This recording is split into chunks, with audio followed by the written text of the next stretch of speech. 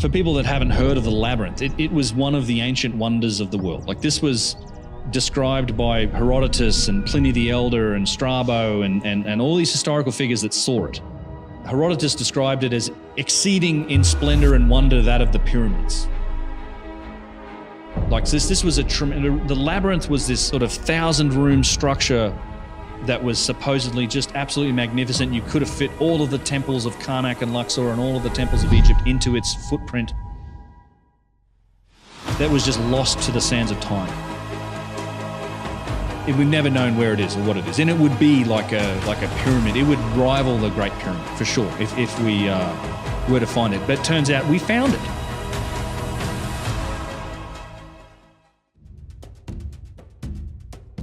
Nestled near the Fayum oasis, the Hawara pyramid site may appear unremarkable today, but to ancient historians it was a place of awe and grandeur. Herodotus, often called the father of history, described it in terms that still leave modern scholars in awe.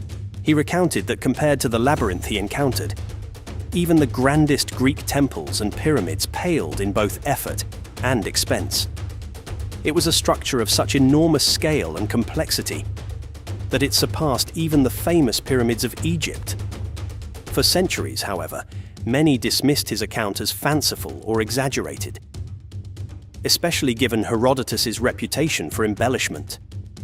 However, as time passed, more of his descriptions have been vindicated, particularly regarding his accounts of Lake Moeris near Hawara. He spoke of two pyramids rising nearly 93 meters above the surface of the water, each crowned with a seated stone statue. In the late 19th century, famed British archaeologist Flinders Petrie confirmed the presence of two seated colossi, each about 18 meters high and made of hard quartzite sandstone. This discovery was one of many that would lend credence to Herodotus's words. The site of the Hawara pyramid holds far more than just these statues. When researchers began to investigate the pyramid itself, they unearthed evidence of remarkable ancient engineering. Despite its present appearance, a crumbling pile of dark mud, the pyramid conceals a megalithic core built with astounding precision. Beneath its decayed exterior, the masonry is of exceptional quality, with blocks fitted so tightly that not even a blade could slip between them. This core represents two distinct types of ancient technologies. One, the megalithic stone core, and the other, a more fragile mud brick construction that has long since crumbled. Flinders Petrie, a pioneer in the study of ancient Egyptian architecture, was the first to delve into this mystery in detail. He noted that the stone casing of the pyramid had been removed during Roman times, leaving the interior exposed to the elements. Unlike other pyramids of the time, the entrance to this one was on the south side, not the north, and lay at ground level. It was designed with descending passages that had ramps on both sides, resembling a system for moving heavy cargo. This unique layout distinguished the Hawara pyramid from others in Egypt, leading Petrie to believe that its original purpose may have been different from typical pyramids. One of the most astonishing aspects of the structure is its system of trapdoors. Massive stone slabs weighing around 20 tons each, designed to seal off passageways. Petrie discovered 3 such trapdoors, all of which had been left open. His exploration of the pyramid led him to a central chamber carved from a single block of quartzite sandstone, forming a large tank-like structure in which a sarcophagus was placed. This colossal monolith, weighing over 110 tons, had been hewn with such precision, Petrie marveled at the technical skill required to carve and place such an enormous block of stone into a carefully excavated hollow. What truly puzzled Petrie, however, was the design of the tomb itself. There was no visible entrance, and the only way the pharaoh's body could have been placed inside would have been during the construction of the pyramid. Even more curiously, no inscriptions were found inside the chamber or on the sarcophagus, a rarity for a royal tomb.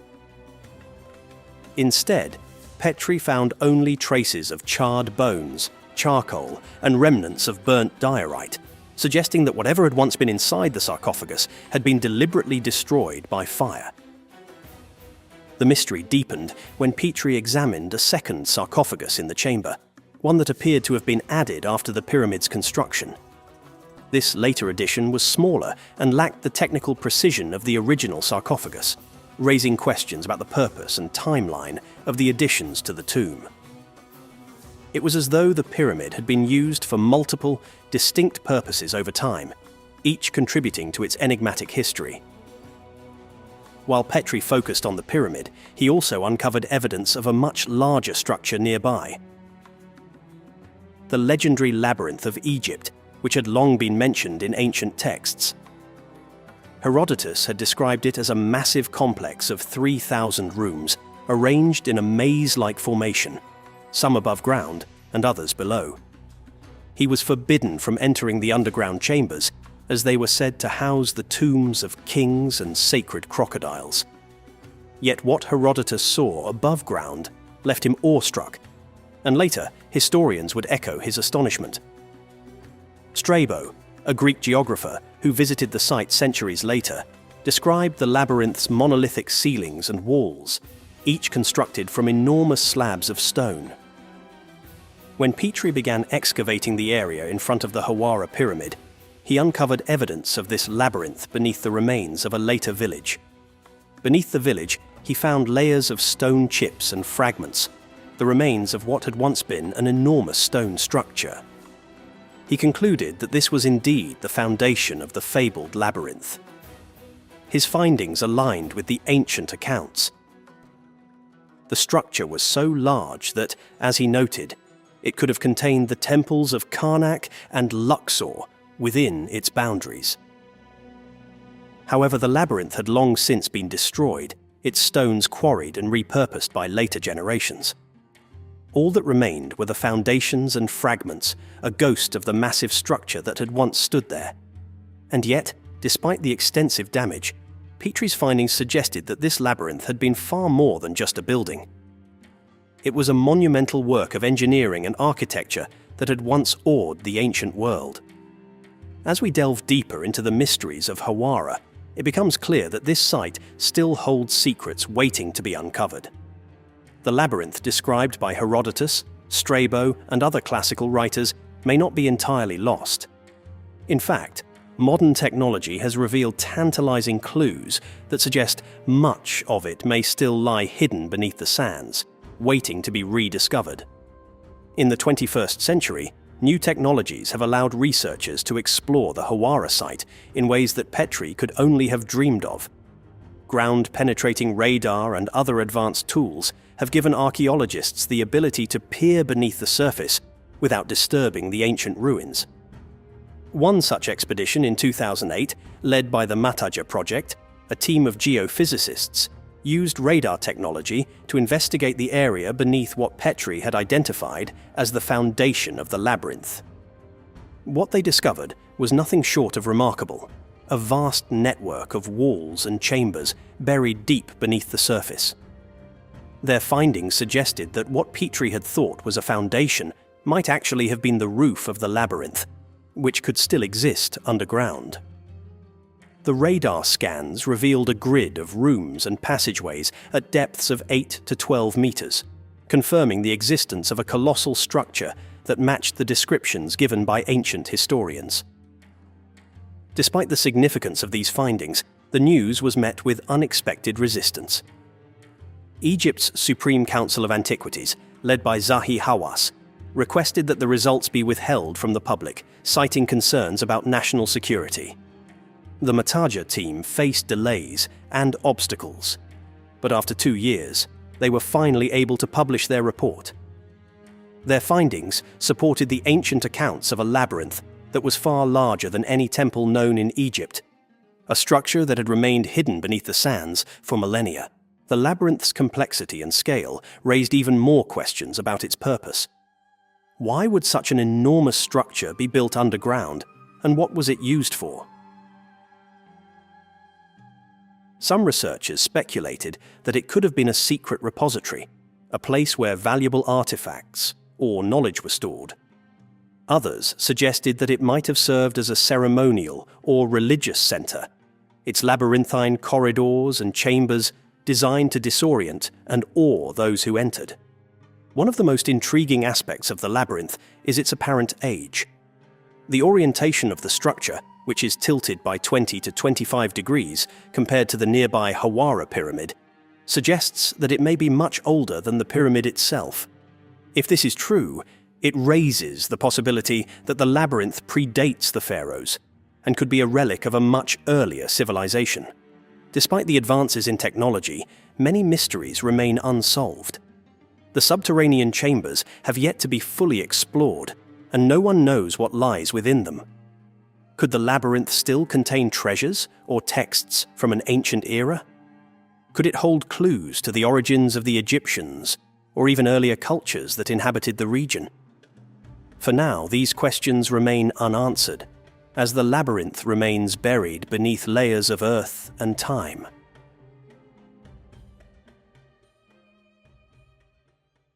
If you found this video fascinating, prepare to be even more intrigued. Check out our next video, diving deep into the enigma of Zawiet El Aryan, the pit in Egypt that seemingly exists outside of recorded history. We'll explore its mysterious origins, the baffling precision of its construction, and the theories surrounding its purpose. Get ready to journey into a truly perplexing piece of ancient Egyptian history. You're looking at the limestone interior of the Abu Ruwash pyramid, and this is the core, and we can descend into the core in this unique structure, unlike the other pyramids. Oh my god, what's this? Wow. Very deep pit. That looks to me like a boat pit. No way. Look at these lines. Look at these striations. Exactly. Look at these striations. And also the higher parts and the lower parts shows that it was not Exactly. all cut at once. Exactly. It was Yeah. like, Especially here, this, here and here. Exactly. yeah, here and there. Exactly. You can see where the blade came back. And we're talking about red granite from Aswan. How did they bring it up here? We are here in a mountainous region. Beneath the shifting sands of Egypt, archaeologists have uncovered something astonishing. The fabled Labyrinth of Hawara, a sprawling underground maze long dismissed as legend, may finally have been found. Recent explorations using cutting-edge technology have revealed hints of vast chambers and corridors hidden below the desert floor. This lost labyrinth, once rumored to hold pharaonic secrets and even sacred crocodiles, is coming to light, and it's more awe-inspiring and spine-chilling than anyone imagined. For over 2 millennia, stories of the Labyrinth of Hawara captivated historians and explorers. The Greek historian Herodotus, writing in the 5th century BCE, described a colossal complex near the Fayum oasis that defied comprehension.